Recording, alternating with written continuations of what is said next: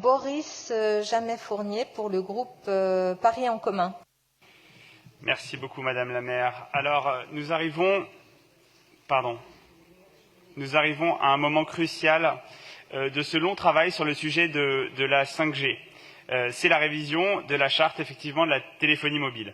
C'est quand même une avancée, il faut le souligner. Justement, il est temps de parler des avancées pour les Parisiennes et les Parisiens, parce qu'on se fait beaucoup plaisir au Conseil de Paris à parler de ce sujet, mais on parle assez peu des avancées pour les Parisiennes et les Parisiens, et je pense qu'il est temps de parler de ce que leur apporte ce texte concrètement. En effet, avec le groupe Paris en commun, avec l'exécutif, nous adoptons une posture qui est véritablement pragmatique. Un instant, Monsieur Jamais-Fournier. J'aimerais qu'on écoute. Merci. Ça va vous intéresser, je vous assure. Que celles et ceux qui ont des conversations dans les travées puissent les conduire à l'extérieur. Ça ne gênera personne.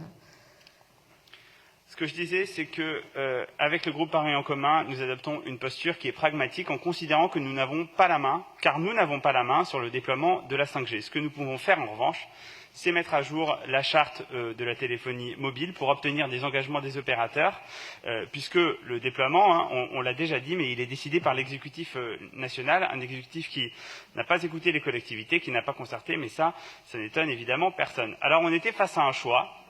Soit la 5G sans engagement des opérateurs, soit la 5G avec des engagements des opérateurs. Et c'est ce que propose cette charte.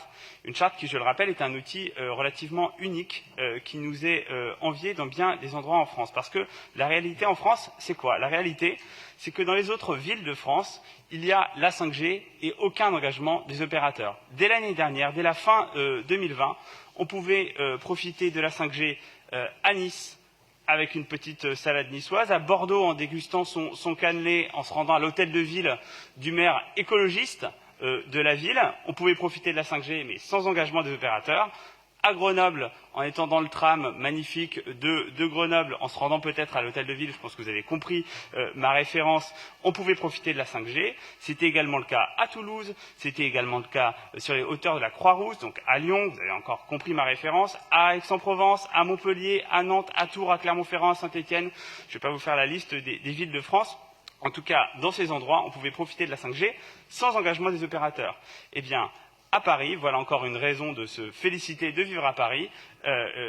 La démarche de la ville, c'est de dire qu'il y aura la 5G et des engagements des opérateurs. Alors on a procédé en deux temps. Effectivement, une conférence citoyenne organisée avec 3 départements qui a, comme l'a dit mon collègue Émile Meunier, exprimé la demande d'information des citoyennes et des citoyens. Nous avons mené des auditions. Moi, j'ai participé à toutes ces auditions.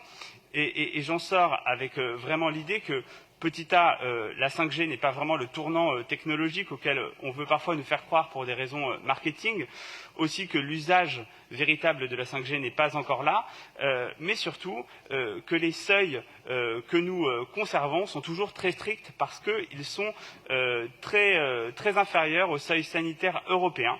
Et de fait, dans la version de la charte qui est proposée, nous conservons pour les mesures de contrôle sur site le seuil existant à 5 volts par mètre, toute fréquence et toute technologie confondue.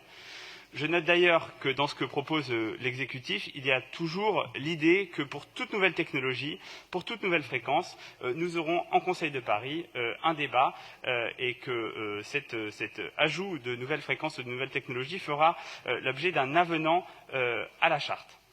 Alors, ce travail qu'on va pouvoir faire au long cours, il est notamment permis par vraiment l'une des avancées de ce qui est proposé par cette délibération, c'est la mise en œuvre de l'Observatoire de la téléphonie mobile. Et c'est vraiment l'une des avancées qui nous permet d'évoluer au fur et à mesure que cette technologie se développera, que les usages se développeront.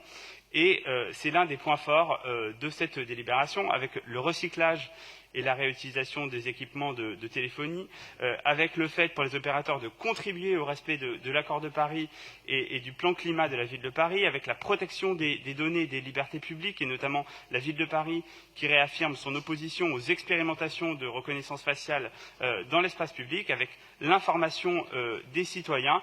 Je pense que c'est une proposition qui est tout à fait à l'avantage des Parisiennes et des Parisiens. Il se trouve que, par hasard, je suis assis à la place 135, qui est la place d'Émile Meunier, et je veux lui dire que je partage son souhait d'un déploiement responsable de la 5G. Il se trouve que la ville est responsable pour plusieurs, puisqu'elle est motrice au niveau de la métropole et qu'elle propose une nouvelle fois aux communes limitrophes de travailler ensemble à cette régulation.